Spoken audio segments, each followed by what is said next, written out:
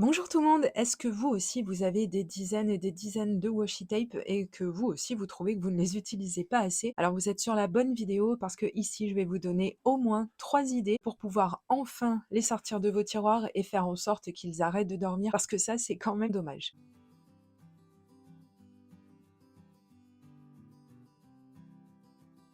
Pour commencer, donc, je vais prendre une feuille qui va me servir de devant de carte, je vais la retailler un tout petit peu et je vous présente quelques-uns des dizaines de washi tape que je possède. J'ai choisi de partir sur des camailleux, des combinaisons de bleu, vert, etc. parce que je veux bien utiliser mes washi tape, bien entendu, il n'y a pas de problème, mais je déteste tout ce qui fait harlequin. C'est-à-dire qu'il faut quand même qu'il y ait un minimum de cohérence. C'est pour ça que je suis partie sur une sorte de camailleux en essayant de privilégier des couleurs qui soit se ressemblent, soit ne sont pas très loin les unes des autres dans la roue chromatique parce que c'est quand même, je trouve, beaucoup plus sympa à l'œil et puis bah, ça permet de venir sélectionner des washi tapes si, comme moi, vous les classez par couleur parce que ça peut être une des façons de ranger. J'avais fait une vidéo sur comment je range mes washi tapes avec des rangements qui vraiment coûtent rien du tout, que de la récup. Je vous mettrai cette vidéo dans la barre d'informations.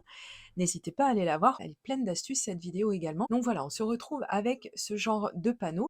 Et là, je vais, comme j'ai l'habitude de le faire, fabriquer moi-même ma base de cartes tout simplement avec une feuille de papier que je vais retailler. Alors là, on peut prendre les mesures qu'on veut. Ce que j'ai fait, c'est que j'ai pris un petit peu plus grand que le panneau que je viens de créer avec mes washi tape parce que je trouve que ça fait vraiment toujours classe d'avoir cette espèce de liseré blanc tout autour de notre panneau.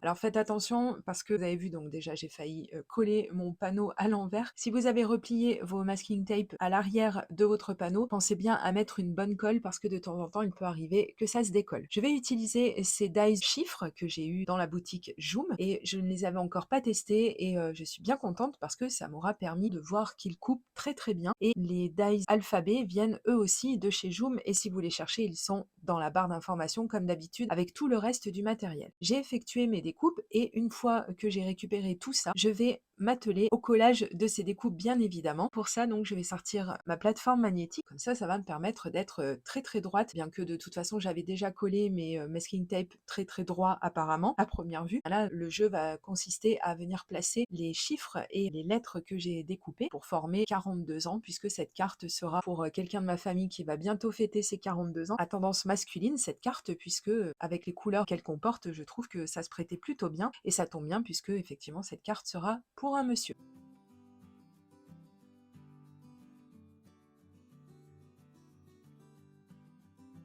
On va passer à la deuxième création. Cette fois-ci, on va faire un petit peu de récup et on va utiliser une chute de papier. Par contre, cette fois-ci, je vais mettre de l'adhésif double face parce que j'ai quelques masking tape qui, avec le temps, finissent par ne plus coller. Encore une fois, je vais jeter des pierres un petit peu dans le jardin d'Action, mais c'est vrai que ce sont souvent les masking tape de chez Action qui ne collent plus. C'est pour ça que je préfère, et vous me verrez dans la prochaine création aussi, le faire mettre un petit peu de colle à l'arrière pour être sûr que ça reste bien en place dans le. Ici, pareil, je me suis pas trop embêtée. J'ai collé tous mes masking tape les uns à la suite des autres. J'ai essayé de faire quelque chose d'un petit peu harmonieux, enfin quelque chose qui me plaise. Et ensuite, donc, j'ai commencé à faire des découpes avec mes ciseaux pour enlever l'excédent de masking tape. Et en fait, ça, j'aimais pas ce que ça donnait. Donc, j'ai préféré faire une coupe franche avec mon mini massicot.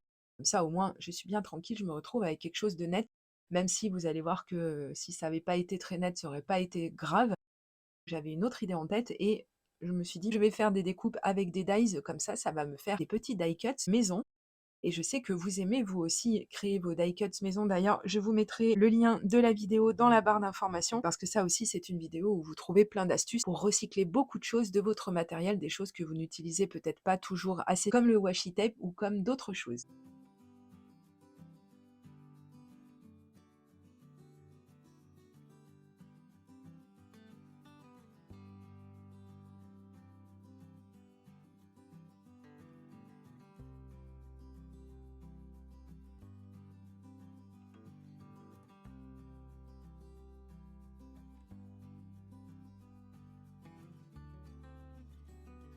Une fois mes découpes faites, j'ai fait une base de carte, vous m'avez vu la faire auparavant, et je vais prendre les encres de chez Accent que je vous ai présentées dans une vidéo précédente où je vous disais un petit peu tout le bien que je pense finalement de ces encres qui ne coûtent pas très très cher. Donc allez la voir cette vidéo parce que ça va peut-être vous aider à prendre vous-même votre décision si vous hésitez à les acheter. Mais globalement pour le prix, je vous fais un petit spoiler ici si vous n'avez pas vu la vidéo, globalement pour le prix ça fait quand même le job. Donc j'ai comme ça pu les mettre de nouveau à l'essai. Je suis toujours satisfaite du résultat. J'aime beaucoup le fond que ça a donné.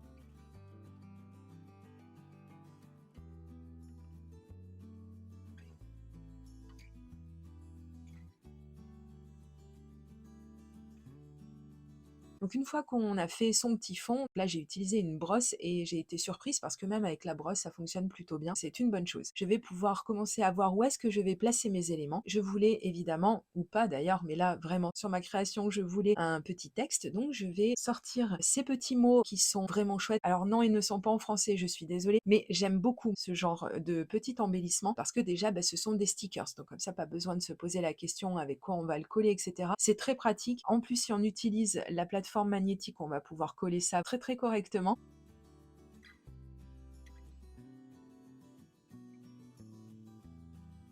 Ensuite, donc, je vais pouvoir venir mettre mes petits die cuts en forme d'étoile et j'ai décidé, pour donner encore un petit peu plus d'intérêt à cette carte, de les monter sur mousse adhésive en relief. C'est très très simple, c'est quelque chose de vraiment pratique la mousse adhésive. On peut utiliser d'autres méthodes, hein, surtout de la récup pour venir faire du relief. Mais bon, les mousses adhésives, je trouve que ça coûte vraiment pas très cher et que ça donne toujours un résultat quand même très très propre.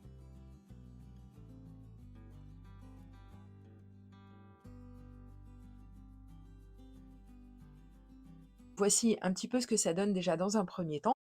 J'allais presque m'arrêter là et j'ai eu envie de rajouter quelques petits détails. Comme mon texte est en blanc sur du noir, j'ai voulu rajouter pour faire un petit peu plus de contraste, encore quelques petites taches noires. Comme d'habitude, j'ai pas eu envie de sortir mon encre de Chine, donc j'ai préféré utiliser un stylo micron, comme ça me permet d'être hyper précise et de ne pas mettre finalement trop de taches noires sur cette jolie carte qui respire quand même la positivité. Ne partons pas trop dans le noir, même si le noir c'est classe, ce n'est pas que négatif, mais bon. Je voulais rajouter quelque chose aussi sur la première carte que j'avais faite, parce que je la trouve très très bien, mais comme je vous l'ai dit ces derniers temps, j'aime beaucoup embellir les intérieurs de mes cartes. Je le fais pas systématiquement, et c'est peut-être un tort, mais enfin bon, ici, j'ai eu envie d'utiliser les tampons de Florilège Design sur le thème anniversaire, ils sont magnifiques. J'ai sorti ma stamp plateforme, j'ai pris un des tampons de cette planche que je vais tamponner avec de la Versafine, et celle-ci, elle est bleue, elle est magnifique, je l'aime beaucoup beaucoup, et c'est pareil, j'utilise beaucoup la noire, mais je pense pas assez à utiliser la Versafine en couleur. J'ai fait mon premier tamponnage, je vais enchaîner tout de suite avec un second et cette fois-ci, je vais mettre le petit texte joyeux anniversaire à l'intérieur de ma carte.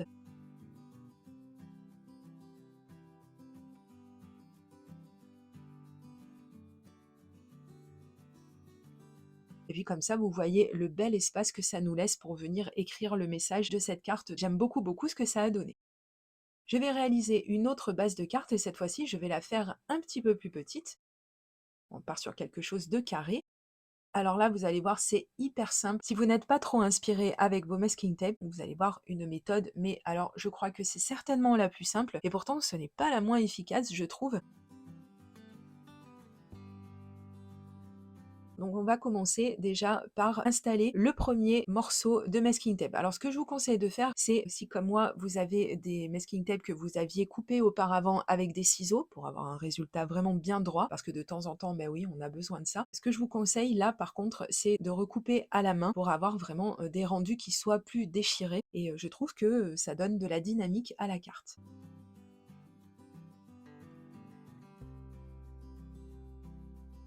Ensuite, je vais rajouter une découpe cœur. Celle-ci, j'espère que j'arriverai à vous retrouver le die qui vous permet de la faire. Il est vraiment très très beau ce die, en plus il découpe très très bien, donc c'est super.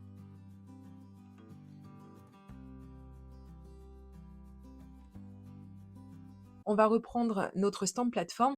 Je vais utiliser un autre tampon décidément de Florilège Design. Cette planche, pareil, je l'aime beaucoup, hein. Elle est vraiment très, très fine en plus, elle est vraiment très, très belle et là, je vais utiliser un tampon texte qui est vraiment très fin. On va faire du masquage puisque je vous l'ai dit, moi, je déteste avoir à découper mes tampons. J'ai horreur de ça, alors qu'il existe de toute façon des méthodes là-dessus. Donc pareil, je vous mettrai le lien de la vidéo si vous l'avez raté. Décidément, ça fait beaucoup de vidéos à voir, mais comme ça, vous allez voir qu'il est absolument inutile de couper un tampon puisqu'on a la technique du masquage telle que je vous l'ai montré dans la vidéo et vous voyez, ça fonctionne du tonnerre.